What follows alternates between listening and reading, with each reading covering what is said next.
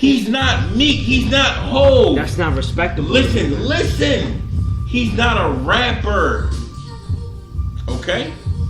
So he can say, yo, listen, I'm a composer, which he is. He's a producer, which he is. So he doesn't have somebody line out his raps like Drake did. He has somebody that says, yo, listen, you should, like, me and Ray, listen, for example, we'll be in a booth, and he'll be like, yo, listen, you should take this out.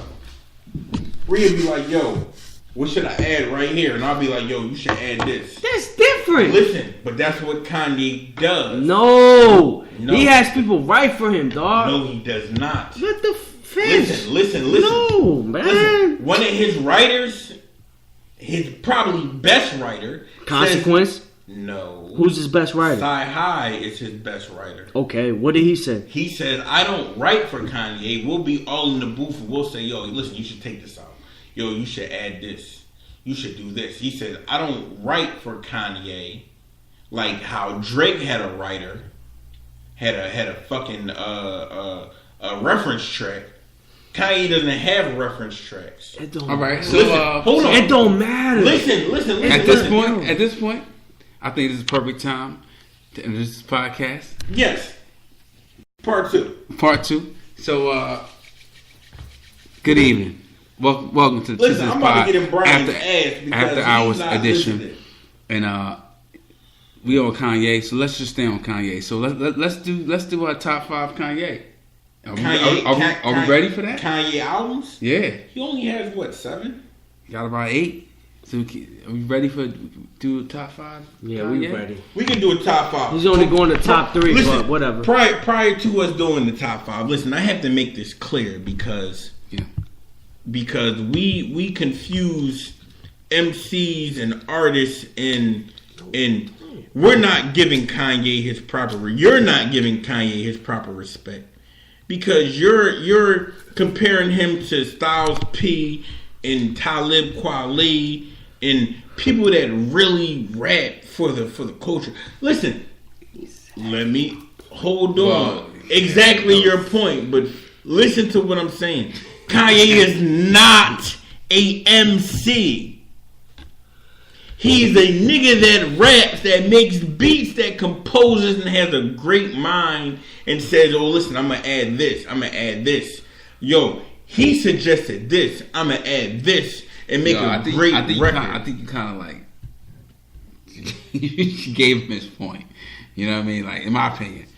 He's not an MC. I think he is. I mean, well, the argument is he? You know what I mean? No, he's a composer. To me, he's an artist. He's an artist. So we're gonna get to it. I'm not holding him I'm not holding him accountable for not writing all of his raps. Right. Does that make his albums less great? No. But for Drake, if we're going to compare Drake, the problem is listen. Kanye's in his own category. Listen, I'm not Kanye Drake is in his own category, but the problem with Drake is because Drake was going around saying, "I'm the greatest MC. I'm the greatest rapper. I'm better than Hov." Kanye ain't never said no shit like that. He just said, "I'm great, and you motherfuckers is gonna respect me." Okay. So you probably feel a type of way because you have connections to Drake. I mean, to Kanye, and you're like, "Oh shit, he didn't write this." No, he probably got help, but does that take away from the song? No. All right, so we're gonna spin around. We're gonna spin around. So welcome, ladies and gentlemen. So we just polished off episode 46. Thank you guys for checking that out. If you did, it's posted. It's on the way. It's on the website. That episode we introduced my man Elijah to the board, and he's already getting comfortable. So I think it's like pretty appropriate. We've been talking about Kanye West to kind of just deep dive into his career right quick, and we're gonna do our best to give our top 5 albums. I'm guessing 5 to 1. I'm gonna let this rock for a second. But we got my man Brian.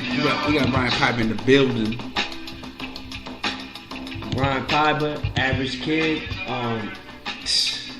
I love music. I appreciate music. I love what it did for me. Yeah, music is a gateway to therapy, getting over stuff, learning from older people who can educate you on a better tip. And yeah, I mean, to learn about Kanye, like, it's just like growing up, Kanye was everything. Kanye was important to me. Kanye was somebody that, wow, like, this man wrote all this music, this man did all this, and to find out that he had people co-write for him is kind of like a setback for me in life. It's heartbreaking because I thought that all along, I thought that he wrote this music. I thought that all along, when he was struggling, he sat around while he was hurting and he wrote this music. When he wrote all these heart pain tracks about growing up and stuff. I feel like in the beginning, it was just him. I feel like as he progressed, it became more composers, more writers. What did Kanye say? He said, I don't need writers, I might bounce ideas, but only I can come up with some shit like this. Another hit, Barry Bonds. Alright, so listen. We're gonna go. Listen, I don't understand. Listen, man, you motherfuckers, you better give Drake this motherfucking, this type of, you know. So B, what's the first topic? Before we even get started on Kanye, so let's talk about the genesis of where this even comes from, right? So Kanye broke it. Kanye is a producer first, right? A great producer at that. No doubt. What? So, you know, I gotta take it back to the first producer that I know that rapped, you know what I mean, on the beat. And to me that was Pete Rock. Okay. Who he had enough clout as a producer and respect, like, to do beats. And then he was able to, like, say shit on the mic and be like wicked with it. You know, and I could be wrong, but I think Pete Rock was the first, like, producer that was like a rapper too. You know what I mean? Okay. So hence Pete Rock, CL Smooth. They got classic albums out. Check for them. Yeah, early 90s shit. I guess if you want to take it even before that, I mean, Tribe Called Quest, Q-Tip was doing the beats, and Q-Tip was a rapper. Jay Dilla. I don't see the reason to discredit Kanye's discography because he. Hold on, we not there yet. Okay, I'm just trying to speed the listeners up.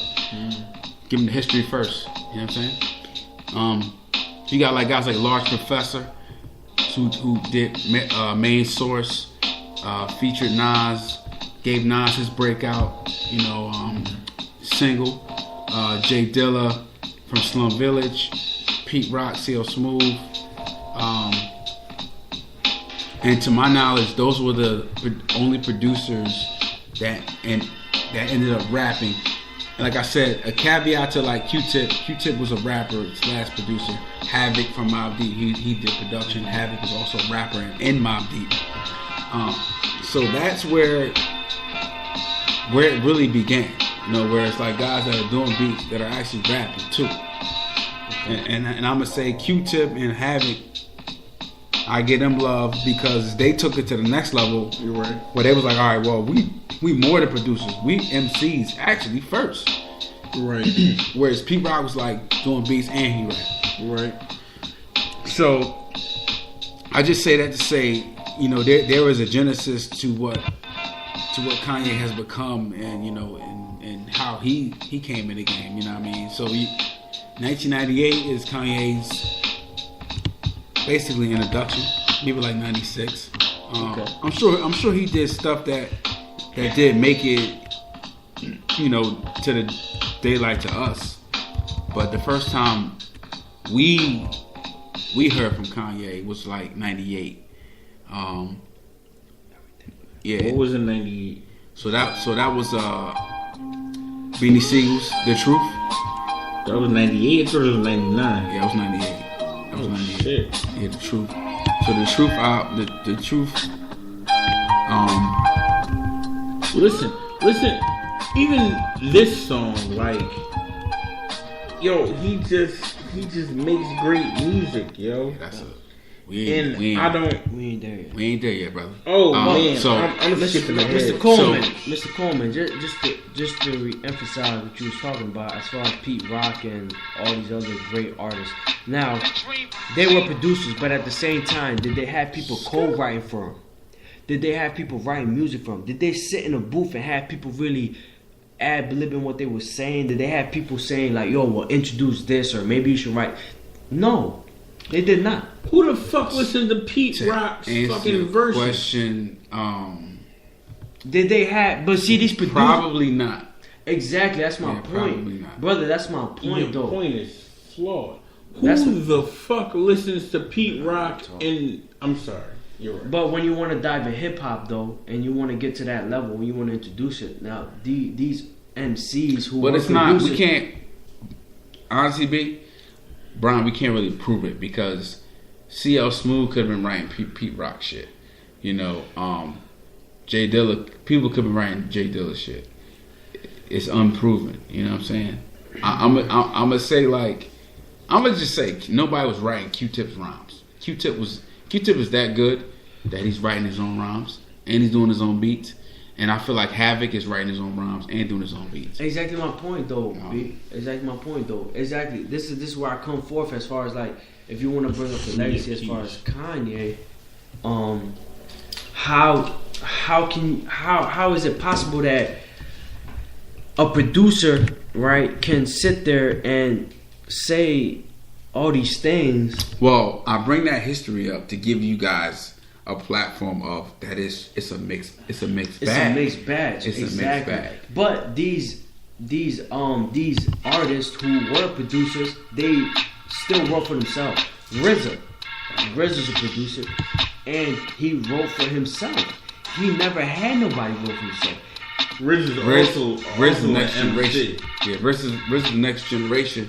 Okay, we'll take it for the next generation. I don't do that. And he still wrote for himself, and he did it. You know, he knew he was alright.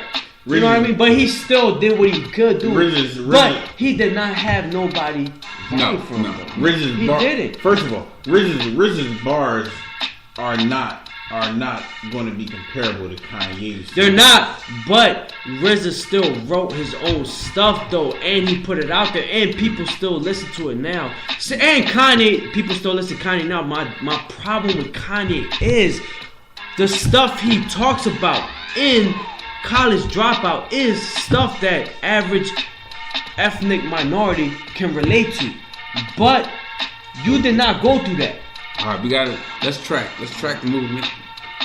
You can't. All right, before we let's not. We can talk about this shit all night. Yeah, let's not. Yo, before we critique. So can you doctor this? It's broke though, right there. So yeah, so The Truth was an early Kanye track. So we have Kanye West coming out in 97, 98. That pretty much gives him, you know, hold on. the song that we all kind of like known him for, I guess you could say. The song that got him a record deal, which is Through the Wire. Yeah.